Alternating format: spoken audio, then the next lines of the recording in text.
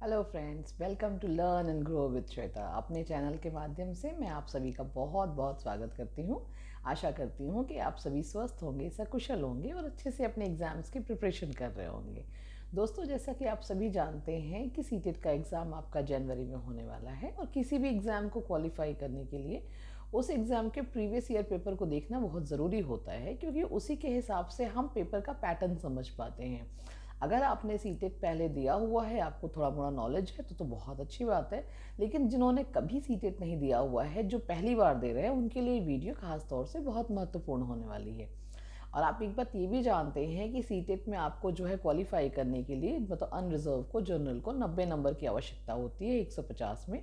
और अगर आप ओबीसी या अदर कैटेगरीज में आते हैं तो आपको 82 या उसी कैटेगरी वाइज अलग अलग मार्क्स का आपका रिक्वायरमेंट होता है। लेकिन अनरिजर्व के लिए आपके 90 नंबर बहुत महत्वपूर्ण होते हैं। और उसमें एक होता ये है कि जो आपका जो हिंदी का जो आज मतलब कि आप लोग के डिमांड के हिसाब से ही मैंने आज आपका हिंदी का प्रीवियस ईयर पेपर लेकर के आप लोग के सामने आई हुई हूँ। तो यहाँ पर आपको जो सबसे ज़्यादा जो अच्छी बात यहाँ पे ये होती है कि हिंदी का जो आपका सब मतलब पोर्शन होता है, ये आपका 30 मार्क्स में आता है। और ये ऐसा होता है कि आप इसमें 30 में 30 स्कोर कर सकते हैं, यानी कि फुल मार्क्स आप यहाँ पर पा सकते हैं। तो अगर 90 में 30 आपने यही पा लिए तो बाकी अगर कोई पोर्शन आपका गड़बड़ भी होता है तो भी वहाँ पे बात आपकी मैनेज हो जाती है। और अगर हमको हिंदी का पेपर सॉल्व करना है तो हमें यहाँ पे एक और बात है जो बहुत ज़रूरी होती है समझने के लिए। क्योंकि जैसे मैंने यहाँ पर दिया हुआ है क्वेश्चन नंबर 91, तो यहाँ पर जो 91 से लेकर के क्वेश्चन 120 तक आता है, तो ये हिंदी के भी 91 से लेकर के 120 तक का है और इंग्लिश में भी 91 से लेकर के 120 तक का है। यहाँ पर जो होता है कि जो आपकी पहली लैंग्वेज है, जैसे कि मतलब यहाँ पे भाग 4 है आपका, देखिए यहाँ पे लिखा हुआ है कि परीक्षार्थी जो है भाग 4 यानी कि 91 से 120 तक प्रश्नों के उत्तर केवल तभी दे यदि उन्होंने भाषा 1 का विकल्प हिंदी चुना है। इसका मतलब ये होता है कि भाषा 1 में आपकी हिंदी भी है और भाषा 1 में आपकी इंग्लिश भी है। अगर आपने जब अपने फॉर्म को फिल कर रहे थे, जब अपना फॉर्म भर रहे थे, तो आपने अगर भाषा 1 में हिंदी चुना है तभी आप ये वाला पेपर सॉल्व करेंगे। अगर आपने भाषा 1 में इंग्लिश चुना है तो आप भाग 4 का इंग्लिश वाला पोर्शन सॉल्व करेंगे। और आपने भाषा 2 में अगर आपने जो है हिंदी चुना है तो आप भाषा 2 में जाकर के हिंदी देंगे और वहाँ पर भी हिंदी और इंग्लिश है और यहाँ पर भी हिंदी और मतलब भाग 4 में भी आपको हिंदी और इंग्लिश मिलती है और भाग 5 में भी आपको हिंदी और इंग्लिश मिलती है। इसलिए आपको ये याद रखना बहुत ज़रूरी है कि आपने अपना जो फॉर्म भरा था उसमें आपने भाग 1 में हिंदी डाला है या नहीं। अगर आपने भाग 1 में हिंदी डाला है तो ही आपको ये पेपर सॉल्व करना है। क्योंकि पहली बार सीटेट देने जाने वाले बच्चे में से कम 70% बच्चे ये गलती करते हैं कि उन्हें भाग 4 में भी हिंदी इंग्लिश दिखाई पड़ता है और भाग 5 में भी इंग्लिश दिखाई पड़ता है। तो वो क्या करते हैं कि भाग 4 के ही हिंदी और इंग्लिश दोनों पेपर को सॉल्व कर देते हैं। तो इसका नुकसान ये होता है कि आपके सीधे 30 मार्क्स कट जाते हैं। क्योंकि आपको भाग 4 से 30 प्रश्न करने होते हैं और भाग 5 से 30 प्रश्न करने होते हैं। क्योंकि सेम हिंदी इंग्लिश यहाँ पर भी होते, क्वेश्चन अलग अलग होते हैं, बट लैंग्वेज का हिंदी इंग्लिश का यहाँ पे भी भाग 4 में भी मिलेगा और भाग 5 में भी हिंदी और इंग्लिश मिलता है।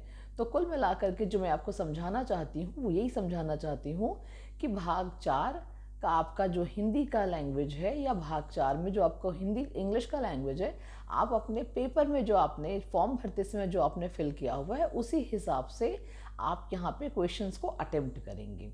और जैसा कि आप देख पा रहे हैं कि मैंने आप लोगों से ये जो शेयर किया हुआ है उसमें यही है दोस्तों कि एक सबसे पहले आपको एक पैराग्राफ मिलता है। जैसे यहाँ पर मैंने क्वेश्चंस के आंसर टिक हैं और पहला प्रश्न यही है कि भाई ऐसे परोपकारी लोग सदा पूजे जाते हैं जो, तो इसका जो आंसर है वो इसमें मैंने टिक, इसमें टिक हुई, ये आपका आयोग के हिसाब से जो है अपने जो सीबीएसई ने जो आपका आंसर की जारी किया था उस हिसाब से आपका ये उत्तर है।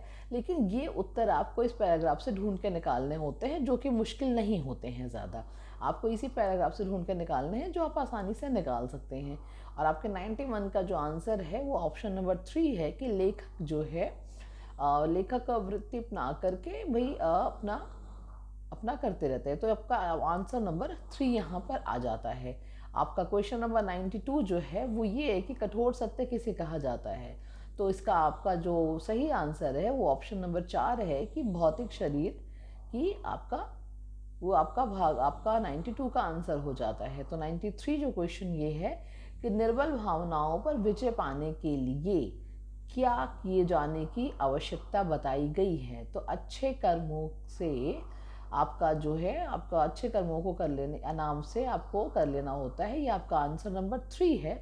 तो इन तीनों प्रश्नों के उत्तर के लिए आपको कहीं से कुछ अलग से पढ़ने की ज़रूरत नहीं होती है। आपको जो पैराग्राफ में दिया हुआ है, आपको इसी में से उत्तर को छांट करके यहाँ पर लिखना होता है। इसमें आपको कुछ बहुत ज़्यादा रॉकेट साइंस की ज़रूरत नहीं है। बस आपको सीधे सीधे प्रश्न हैं, उनके 4 ऑप्शंस हैं और आपको पैराग्राफ को पढ़ना है। और पैराग्राफ को भी सॉल्व करने का जो तरीका होता है, वो आपको अपना समय पहले ही पूरा पैराग्राफ पढ़ने में बर्बाद करने की ज़रूरत नहीं होती है। आप पहले प्रश्न पढ़िए और उसके बाद उस प्रश्न का उत्तर उस पैराग्राफ में ढूंढने की कोशिश करिए। पहले आप पूरा पैराग्राफ ऊपर से नीचे पढ़ते हैं तो वो भी टाइम किलिंग होता है, बहुत समय बर्बाद होता है। तो आपको ये करने की भी ज़रूरत नहीं होती है। ये पैराग्राफ सॉल्व करने की बहुत अच्छी ट्रिक होती है कि आप पहले प्रश्न पढ़ें और उसके प्रश्न के उत्तर को खोजने के लिए आप पैराग्राफ पढ़ें। मतलब आप अपना जो 2 से 3 मिनट है वो पैराग्राफ को पढ़ने में बर्बाद ना करें। तो आपका 91 का जो आंसर है ये आपका आंसर नंबर 3 है।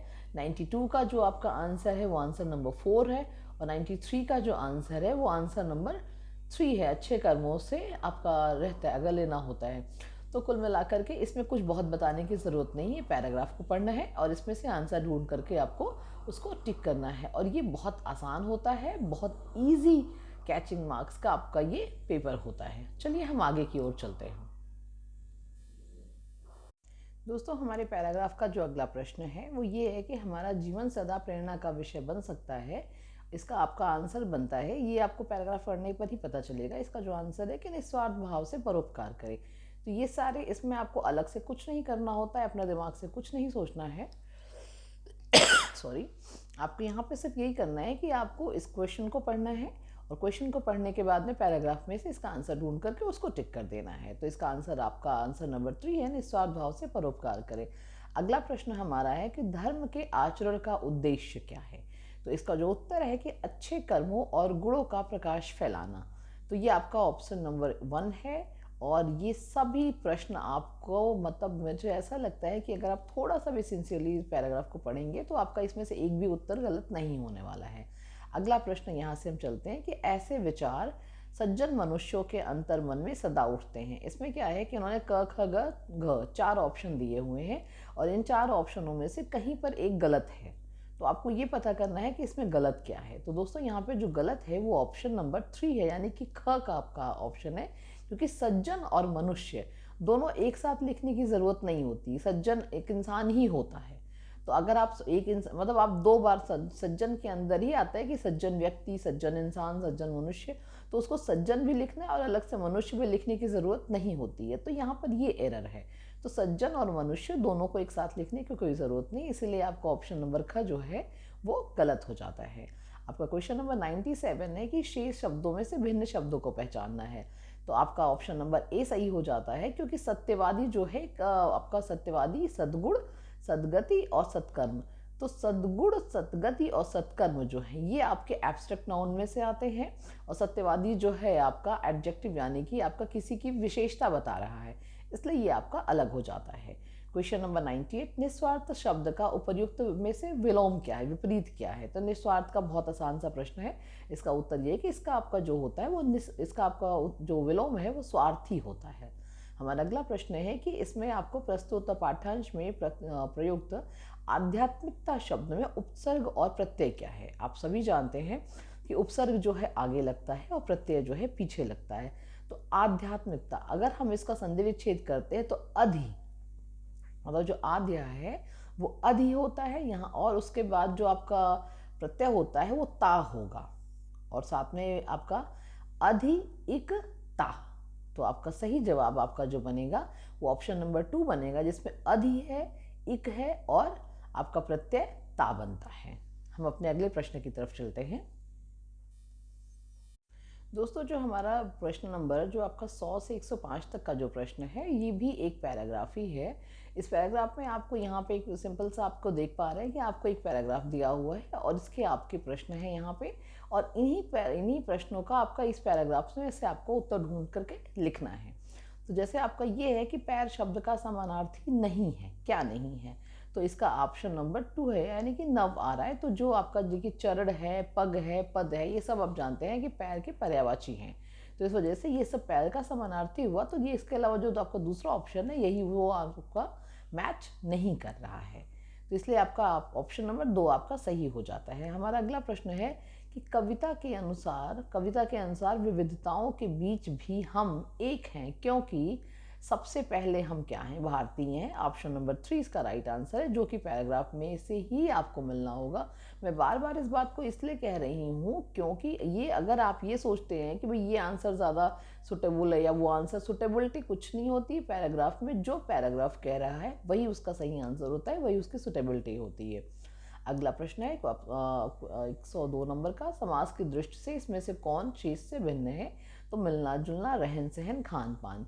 इसमें से आप सीधे सीधे अपने डिस्क्राइब कर पा रहे हैं कि मिलना जुलना मतलब मिलना जुलना, रहन सहन, खान पान, ये सब एक जैसे हैं, और अपना अपनी ये आपका अलग आ रहा है। तो इसलिए ऑप्शन नंबर 2 आपका यहाँ पे अलग हो जाता है, गलत, आपका ऑप्शन सही हो जाता है। अगला प्रश्न है कि सर्दियों से कुचले लाखों हम तूफान, हम तल से कथन में तूफान का भाव क्या है। तो तूफान का भाव जो है यहाँ पर कठिनाइयों से है। बहुत बार लोगों को लड़ाइयाँ और आक्रमण ये सब लगता है, लेकिन फिलहाल यहाँ पे देखेंगे कि आपके जो आपकी लाइन है कि सर्दियों से कुचले लाखों तूफानों हमने पत्तल से आज के झुके कुछ टकरा कर, तो यहाँ पे एक उसके डिफिकल्टी लेवल को डिस्क्राइब किया जा रहा है। इसलिए यहाँ पे जो इसका उत्तर है ऑप्शन नंबर 3 है कि आपका यहाँ पे कठिनाइयाँ इसका उत्तर है। अगला प्रश्न है कि अंडमान से कश्मीर भारत में क्या है। तो अगर आप भारत का मैप देखते हैं तो आपको पता है कि अंडमान निकोबार आपका इंडिया के आपका एकदम बॉटम में आता है, दक्षिण की तरफ आता है, और कश्मीर आपका मैप में सबसे ऊपर की तरफ, यानी कि पूरब, आपकी 4 दिशाएं होती हैं, तो पूरब, पश्चिम, उत्तर और दक्षिण, मतलब एक आपका उत्तर में है और एक आपका दक्षिण में है। मतलब आपका कश्मीर आपको उत्तर में मिलेगा और अंडमान आपको दक्षिण में मिलेगा। तो ये दूरी बहुत ज़्यादा है, तो इसीलिए इसको दूरस्थ राज्य कहा जाता है। तो ऑप्शन नंबर 3 यहाँ पर सही हो जाता है। हमारा अगला प्रश्न 105 है, जिसमें ये है कि हम भारतीय जिधर भी अपने पद बढ़ाते हैं वहाँ पर शुभ कार्य होते हैं। तो ये आपके पैराग्राफ के हिसाब से ही यहाँ पर आंसर है। यहाँ पे कुछ ऐसा नया नहीं बताया गया। 1-2 प्रश्न आपकी ग्रामर से यहाँ पे आपको देखने को मिल रहे हैं, और ज़्यादातर आपको प्रश्न जो है आपको सीधे पैराग्राफ से ढूंढ करके यहाँ तक आपको आता है। तो दोस्तों, यहाँ तक हो सकता, मुझे उम्मीद है कि आपको बात समझ में आई होगी। अब हम अपने अगले प्रश्न की ओर चलते हैं। अभी तक दोस्तों आप लोगों ने पैराग्राफ के प्रश्नों को हल किया हुआ है। यहाँ से हमारा जो 30 में से जो 15 प्रश्न आप लोगों ने हल कर लिए हैं, और जो आपका जो अगले 15 प्रश्न आपको मिलेंगे वो हिंदी की पेडागोजी से मिलेंगे।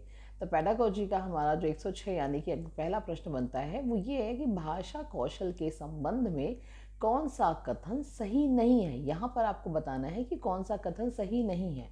ये कुछ बहुत विशेष बातें होती हैं जो सीटेट का पेपर सॉल्व करने के वाले अभ्यर्थियों को जानने की ज़रूरत होती है, कि जो नहीं है इसको देखना आप भूल जाते हैं। तो यही देखना होता है कि आपको ये नहीं भूलना है, आपको ये नहीं देखना है, क्योंकि इसी हिसाब से आपके प्रश्न उत्तरों में बहुत, आपके नंबरों में बहुत बार उलटफेर हो जाती है। तो इसका जो यहाँ पर उत्तर ये है, ऑप्शन नंबर 1 आता है कि भाषा कौशल एक क्रम में ही अर्जित किए जाते हैं। एक क्रम नहीं होता है दोस्तों, एक क्रम में नहीं अर्जित किए जाते हैं। जब क्रम की बात आती है तो वो गलत हो जाता है। इसीलिए यहाँ पर आपका यही राइट उत्तर, आपका ये गलत है, लेकिन आंसर आपका ये राइट है। जो है बात गलत कही जा रही है, लेकिन आंसर आपका राइट आंसर है। हमारा अगला प्रश्न है कि बच्चों की भाषा प्रयोग में होने वाली त्रुटियों के संदर्भ में कौन सा कथन उचित नहीं है। यहाँ पर भी नहीं है, तो इसलिए इस बात को बहुत समझना है। नहीं के हिसाब से है कि त्रुटियों का अर्थ भाषा अज्ञानता। तो मतलब भाषा अज्ञानता त्रुटियों का अर्थ नहीं होता है। त्रुटियां एक अपॉर्चुनिटी की तरह होती है, क्योंकि गलती करता है बच्चा तभी सीखता है। तो इसलिए ऑप्शन नंबर 3 यहाँ पर जो है आपका राइट आंसर हो जाता है। अगला प्रश्न है, निम्नलिखित में से कौन सा प्रश्न बच्चों के भाषा आकलन की दृष्टि से सर्वाधिक उपयोगी है। तो इस आपके जब आप चारों ऑप्शन को पढ़ेंगे ध्यान से, आप सभी जानते हैं कि मैं यहाँ पे जो कुछ भी अपने चैनल पे पढ़ाती हूँ ये सब हमारे जो है टेलीग्राम चैनल पर अवेलेबल होता है, जिसकी लिंक आपको वीडियो के डिस्क्रिप्शन बॉक्स में मिल जाती है। तो आप वहाँ से ये सारे डिटेल्स को आप सब सारा कंटेंट ले सकते हैं। और ये एक बार मेरे बताने से बस इतना होता है कि मैं यहाँ पर आपको एक बार आंसर बता देती हूँ, लेकिन एक बार आपको इसको कम से कम 4 बार 5 बार, हो सके तो 8 बार 10 बार इसको आपको बार बार पढ़ना है, तभी आपको पेडागोजी आपके जहन में बैठेगी। क्योंकि आपको उस कॉन्सेप्ट को समझने के लिए भी पहले उससे फैमिलियर होना होगा कि क्वेश्चन कह क्या रहा है, क्योंकि यही जवाब किसी प्रश्न में गलत हो जाता है और यही जवाब किसी प्रश्न में सही भी हो जाता है। तो चलिए हमारा जो अगला प्रश्न यहाँ पर जो हम 108 सॉल्व कर रहे थे, तो वो ये है कि इसका ऑप्शन नंबर 3 सही है, कि जिसमें ये ऑप्शन है कि ईदगाह कहानी को अपनी भाषा में सुनाइए। तो यहाँ पे ये है कि भाषा आकलन की दृष्टि से सर्वाधिक उपयोगी ये इसलिए है क्योंकि जब भी कोई इंसान आप किसी कहानी को अपनी भाषा में सुनाता है तो यहाँ पर उसका लैंग्वेज का डेवलपमेंट होता है, इसलिए यहाँ पर ऑप्शन नंबर 3 यहाँ पे सही हो जाता है। अगला प्रश्न है कि क्वेश्चन नंबर 109 कि आपका बच्चों में भाषा सीखने की क्षमता कैसी होती है। तो इसके आपके 4 ऑप्शन आप लोग देख पा रहे हैं, जिसमें से राइट आंसर ये है कि बच्चों में भाषा सीखने की क्षमता जो है जन्मजात होती है, मतलब बाय बर्थ उनमें ये टैलेंट होता है। तभी जो है बच्चा अगर इंडिया में पैदा हुआ है तो हिंदी सीखता है और साथ में तमिल, तेलुगु, गुजराती जो भी उसकी मातृभाषा होती है उसको वो बिना कि उसके स्कूल जाए वो अपने घर में ही सीख लेता है, क्योंकि उनके अंदर जो भाषा सीखने की क्षमता होती है वो जन्मजात होती है। अगला प्रश्न है बच्चों की भाषा सीखने में सर्वाधिक महत्वपूर्ण क्या है। तो बच्चों की भाषा सीखने में जो सर्वाधिक महत्वपूर्ण होता है वो आपके 4 ऑप्शन यहाँ पे आप दिख रहे हैं कि लिखना, वर्तनी, उच्चारण नहीं, सबसे ज़्यादा जो महत्वपूर्ण होता है वो बातचीत करना होता है, क्योंकि जितना ज़्यादा हम बोलेंगे हम उतना ज़्यादा सीखेंगे। तो इसलिए यहाँ पर कम्युनिकेशन करना बहुत ज़रूरी होता है। तो इसलिए आपके 110 प्रश्न का जो उत्तर है वो ऑप्शन नंबर 4 है, बातचीत करना। अगला प्रश्न है कि प्रारंभिक स्तर पर भाषा सीखने और सिखाने का अर्थ क्या है। तो यहाँ पर भाषा सीखने और सिखाने का जो अर्थ है वो भाषा का प्रभावी प्रयोग, मतलब आप भाषा सीख रहे हो, सिखा रहे हो, इसका मतलब है कि आप उसका प्रयोग कर पा रहे हो। तो सबसे अप्रोप्रिएट आंसर जो यहाँ पर ये है कि इन चारों में से सबसे अप्रोप्रिएट, सटीक और जिसको आयोग ने माना है यानी कि जिसको सीबीएसई ने माना है वो ऑप्शन नंबर 3 है कि भाषा का प्रभावी प्रयोग। चलिए हमने यहाँ तक सब क्वेश्चन हल कर लिए, हम अब अपने अगले प्रश्न की ओर चलते हैं। दोस्तों हमारा जो अगला प्रश्न ये है कि बच्चे सामाजिक अंतरक्रिया से भाषा सीखते हैं, ये विचार किसका है। पेडागोजी का बहुत ही फेमस और इम्पॉर्टेंट क्वेश्चन है कि जब भी आपका सामाजिक शब्द आता है तो वो सीधे सीधे वाइगोत्स्की की बात कहता है। जब भी हम सामाजिक की बात करते हैं तो सीधे वाइगोत्स्की की बात करते हैं। तो आपका ऑप्शन नंबर क्वेश्चन नंबर 112 का ऑप्शन नंबर 2 है वाइगोत्स्की। अगला प्रश्न है प्राथमिक स्तर के बच्चों के में भाषा विकास की दृष्टि से सबसे ज़्यादा महत्वपूर्ण है बाल साहित्य, मतलब बच्चों के प्राथमिक स्तर के लेवल के लिए बाल साहित्य ही सबसे ज़्यादा महत्वपूर्ण माना गया है। अगला प्रश्न है भाषा सिखाने और भाषा अर्जित करने में मुख्य अंतर का आधार जो है वो भाषा का परिवेश है, मतलब कि आप किस परिवेश में है इसका डायरेक्ट असर आपके भाषा सीखने और सिखाने पर पड़ता है। अगला प्रश्न है प्राथमिक स्तर पर बच्चों की भाषा के आकलन में आप जो है सर्वाधिक महत्व किसे देते हैं, और वो है अगर बच्चों के आकलन की बात की जाती है तो वो आकलन का पूरा डेटा जो है वो हमें पोर्टफोलियो से मिलता है, इसीलिए पोर्टफोलियो का महत्व सबसे ज़्यादा होता है। पढ़ने की प्रक्रिया में सर्वाधिक महत्वपूर्ण क्या है, इसका आंसर है कि हम अगर कोई चीज़ पढ़ रहे हैं, अगर उसका अर्थ समझ पा रहे हैं तो ही वो सबसे ज़्यादा महत्वपूर्ण माना जाता है इन 4 ऑप्शंस के आधार पर। हमारा अगला प्रश्न है 117 नंबर कि बच्चों को लिखना सिखाने के लिए सबसे अधिक महत्वपूर्ण क्या है। तो इसका बहुत ही अच्छा आंसर ये है कि ये आपका होता है कि विचारों की अभिव्यक्ति। हमारा अगला प्रश्न है प्राथमिक स्तर पर बच्चों के लिए पाठ्य पुस्तक के लिए निर्माण में आप सर्वाधिक महत्वपूर्ण किसे मानते हैं। तो भाषा की विभिन्न रंगों को, बिल्कुल सही बात है। अगला प्रश्न है कि आपका जो अगला प्रश्न है कि बहुभाषिक कक्षा में मातृभाषा प्रयोग को आप जो है स्वीकार करना चाहिए। अगर बहुभाषिक कक्षा है तो आपके मातृभाषा प्रयोग को बिल्कुल एक्सेप्ट करना चाहिए और यही आपको सर्व जगह आपके स्कूल में अप्लाई करना होता है। हमारा 120 और अब इस वीडियो का सबसे आखिरी प्रश्न है कि भाषा सीखने सिखाने में सबसे ज़्यादा महत्वपूर्ण है भाषा का समृद्ध परिवेश, मतलब कि हमारा परिवेश जितना अच्छा होगा हम उतना ज़्यादा अच्छे से भाषा सीखेंगे। तो दोस्तों आप लोगों ने देखा कि आज जो है हम लोगों ने हिंदी के सीटेट के हिंदी के प्रीवियस ईयर पेपर को हल किया हुआ है, जिसमें से आपने बहुत सारी चीज़ें सीखी, लेकिन एक बार पढ़ने से ये नहीं होता है, आपको इसको बार बार मल्टीपल टाइम रिवाइज करना होगा। तो मैं आशा करती हूँ कि आप इसको पढ़ेंगे, सीखेंगे, और ये पूरा वीडियो मैं अपने टेलीग्राम चैनल पर अपलोड कर दूँगी। वीडियो अगर पसंद आई हो तो लाइक शेयर सब्सक्राइब बिल्कुल करना मत भूलिएगा। आप अगर चैनल पर नए हैं तो सब्सक्राइब का बटन ज़रूर दबाइएगा और साथ में बेल आइकन का बटन प्रेस करिएगा, जिससे मैं कोई भी वीडियो अगर डालूँ तो आपको उसकी नोटिफिकेशन तुरंत मिल जाए। चलिए मिलते हैं एक और ऐसी ही बेहतरीन वीडियो में, एक बहुत अच्छे से कंटेंट के साथ में। और यहाँ तक की वीडियो देखने के लिए बहुत बहुत धन्यवाद। Thanks for watching my video. Thank you.